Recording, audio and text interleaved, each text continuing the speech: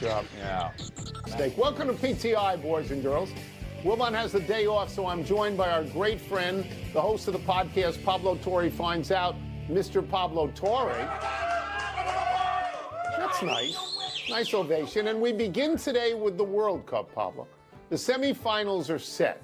Spain will play France tomorrow in Jerry World. These two teams are widely regarded as the stronger duo. England will play Argentina in Atlanta on Wednesday. These two had the more adventurous paths getting this far. Pablo, which of the four remaining teams do you find the most compelling? It's England.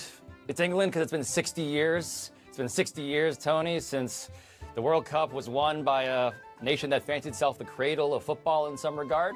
And also right now in the present tense, here in 2026, there's a bit of tension between the manager, Thomas Tuchel, who came out after England won that game, and then he said this was lucky, this was sloppy. He basically lit into his players, and the best player on the team, Jude Bellingham, had just heard the crowd serenade him with "Hey Jude," and then he gets that from his manager, and he says, basically in response, I don't know if our coach knows what it's like to play against a team like Norway. And that's some American old-fashioned coach and player tension to me. And so I like the idea that as this miracle run may be happening, underneath the surface, thinly veiled, is a bit of perhaps animosity between the star and a coach, which is such an American thing, once again. So, I don't really know much about soccer, but everybody I talk to believes that France is the strongest team out there. They all love Mbappe.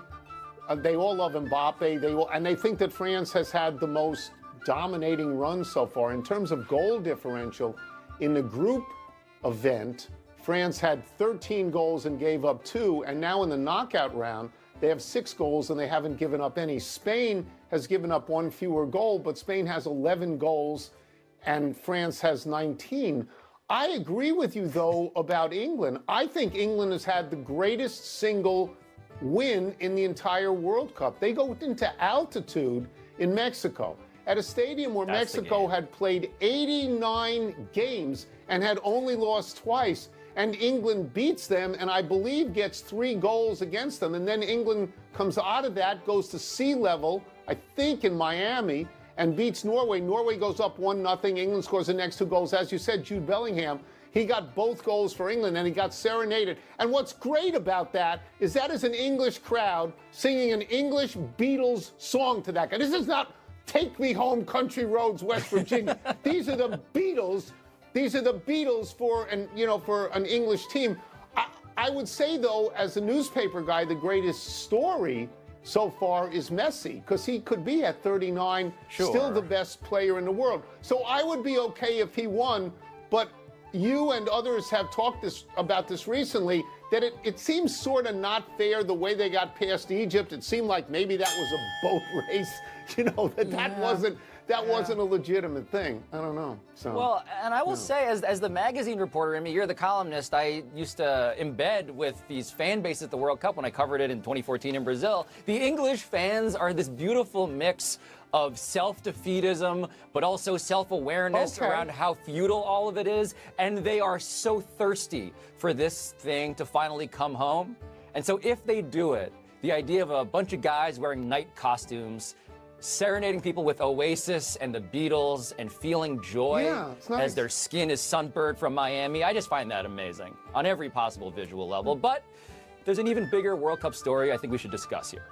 FIFA, Tony, is going to consider broadening the field of teams from 48 to 64 for the next tournament. And I'll remind you, this has been the first year of 48 teams, up from 32. So would FIFA be wise to expand this field again? So I have sat on this show with Wilbon 100 times, and we have talked about the expansion of the NCAA basketball tournament. And each time, both of us has been against it. We've been against it. We're against it to 64, against it to 68, against it to 76. It'll probably go to 96, go to 128 at some point. And I've always been against it because I think it is rewarding mediocrity. I am less strident in the world of soccer than I am about basketball. I sort of feel that it's going to happen anyway, so let me get on the right side of this issue. Soccer is indeed the world's game. every single country in the world plays that at a higher pitch, see what I did there, than the United States. So, I mean, to me, if you want to go higher, if you want to go to 64 teams, I mean, I don't think it's the end of the world. And I would present as evidence for going to 64 Cape Verde. Cape Verde gets into the knockout round. They almost beat Argentina, right? They have a population less than Baltimore, Maryland, and they did so well. So, I mean, you can convince me that in soccer, 64 is legit. So as always, I begin by quoting Don Ohlmeyer to you, right? The answer to all your questions is money. This is why they do it. You get more games, and these World Cup games are global events, the biggest events that we have left on the planet, so that's why they're doing it. But is it a good idea? Look, I was with you. I shared the skepticism around how much can you lose scarcity while boosting value. But this tournament was top to bottom the strongest tournament of my lifetime. And I don't think it's particularly close. And so the idea that you're really getting at is, if for each of these nations, there are 200 or so FIFA member nations, if for each of these nations, this feels existential, they carry that drama and those stakes into even the least impressive and interesting matchup in the tournament. And what we found is that if you have a bunch of Davids going up against a bunch of Goliaths, you kind of want to see what happens. Because in each of those Davids, there might be the one guy that you remember, like the Cape Verde goalie who was, you know, anonymous and now has 40 million Instagram followers. We're sticking around for stories and subplots as well as the entertainment. Yeah, I mean, there's Cape Verde, there's Bosnia, there's Congo. Norway, which was, I think, ranked 31st, got all the way to the quarters. And this was the year of expansion. So, yeah, of course, they're going to do it again, and money is the reason that they're going to do it again. But I don't think it's all that terrible. I think, you know, if you don't allow these teams in, this is not like taking 6 SEC teams. If you don't allow these teams in, you discourage soccer in a lot of these places. And so for me, it's not the worst thing in the world, even though normally I would say, yes, this is the worst thing in the world. They went through it, 32 to 48. Yeah. They can go 48 to 64. It's not terrible. Let's move to tomorrow night's All-Star game in Philadelphia. Philly starter Zach Wheeler. He's 10-1 this year with a 2.13 ERA. He was indefensibly left off the All-Star team. Loudly complained how he'd been disrespected. So then, when baseball tried a makeup call and added him to the team, Wheeler gave them the finger and said he wasn't going. Wheeler said, quote, "I'm not going to be like the 5th option. Once I feel like they kind of messed that up, I'm out. I'm just not going to participate in that thing, unquote." Pablo, do you endorse Zach Wheeler's position to turn down an invite to the All-Star game? I'm listening to you read Zach Wheeler's quotes, and I'm like, man, this guy sounds kind of like how I imagine Tony Kornheiser would sound if presented with the same scenario about himself. I have to imagine, Tony, that you understand the level in which you understand your own estimation and how you would feel the friction when others do not. Now, the thing I will point out to both you and Zach Wheeler is that from the outside, most people wouldn't have made a mountain of a distinction between, man, you got added a little bit late and being added originally. I think in the end, right, on the epitaph, on the baseball reference page, it says you were an all-star and you could take it and just take it and be the bigger person and no one is really the wiser. But I kind of love, as I love with certain television hosts, the absolute furnace fueled by resentment. And I kind of respect that he made a mountain out of this because he didn't have to.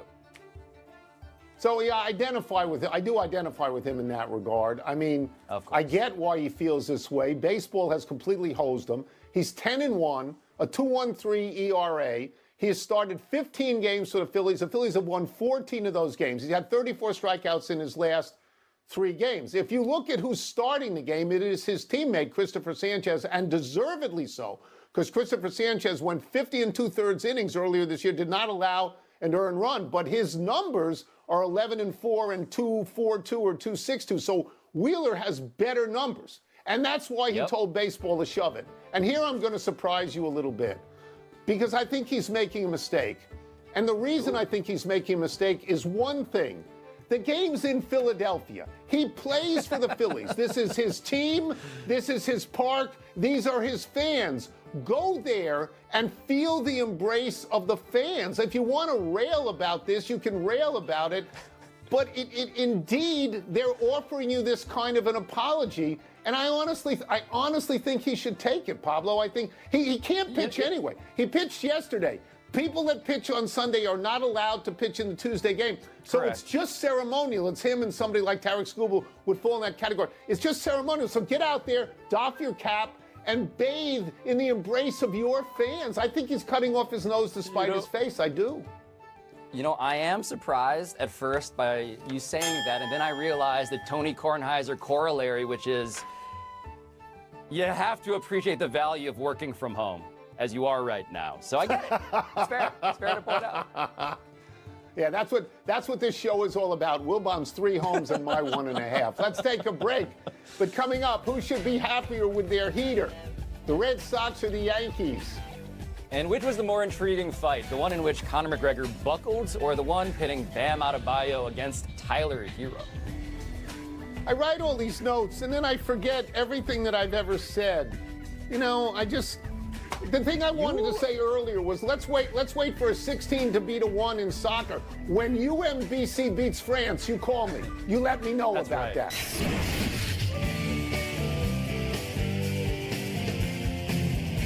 It is time to chew on the gristle known as your emails. I'll get the first one, and I'll get it from a new mailbox. A new mailbox. Don't get tetanus. A brand new mailbox. Here we go. Off that new mailbox. Which team should be more relieved heading into the All-Star break, Pablo? The Red Sox or the Yankees? So I will begin with the Red Sox, who I left for dead at the bottom of the American League, only to discover that they're the greatest team in baseball right now. They've won 9 in a row, I believe. They are currently on a run that has terrified me, even as, by the way, as you know, my New York Yankees made just like I would say, delightfully dispiriting work for you as a guy who pays attention to the Washington Nationals. Being behind in the 8th inning on Friday and Saturday and Sunday, only to come back every time and win. And so I am going to pick the Yankees for that reason, but I get if you're saying to yourself, well, the Red Sox are also pretty good. No, the Red Sox are the answer because, as you say, they were in last place in the American League. And then they won 9 in a row and 14 out of 16. And now they're a half a game out of the wild card. And so Red Sox fans are thrilled and also stunned. But let me get to the Nats for a second. The Yankees, if they had the Nats on the schedule all the time, they would never lose any games. The Nats led these 3 games over the weekend late, and they lost in the 9th, in the 8th, and in the 8th. And this is because their bullpen is terrible. And this is what happened 3 weeks ago with the Phillies, where they lost in the 9th, the 9th, and the 9th. The Nats bullpen's ERA at home from the 8th inning on, 8.08. That's not an area code, kids. That's their ERA. 8.08. Yeah. They have already blown 27 out of 54 save opportunities. They're going to set a major league record at this pace for blown save opportunities. And Pablo, they lead the league in scoring. They're in all these games. They're winning late.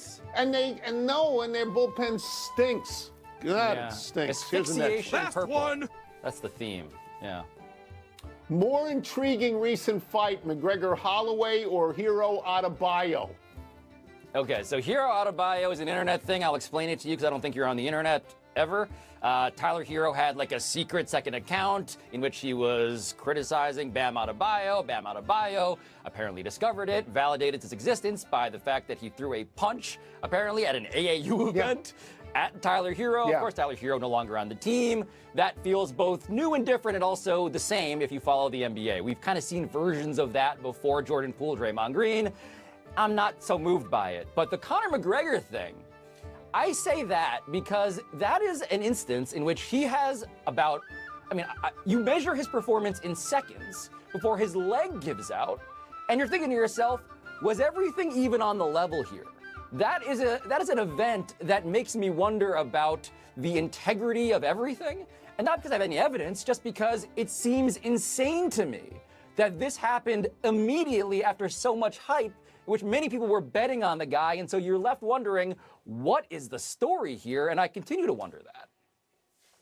Yeah, I don't care much for kickbox, and I had thought Conor McGregor retired to make whiskey. So I'm going to go to the other thing. I talked to Greg Cody this morning of the Miami Herald, and he told me all about Adebayo and Hero.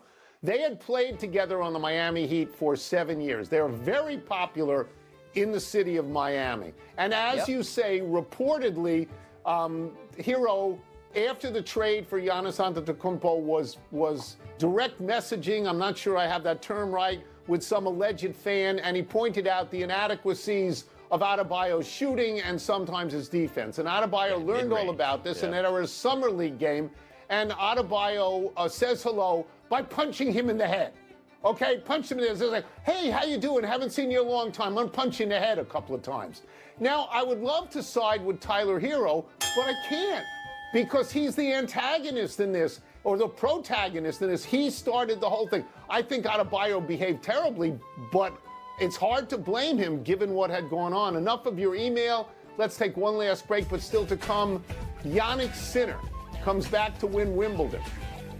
And Marty Fish, how do we not lead with this? Marty Fish won celebrity golf, but that's not even who you're here to talk about, Tony.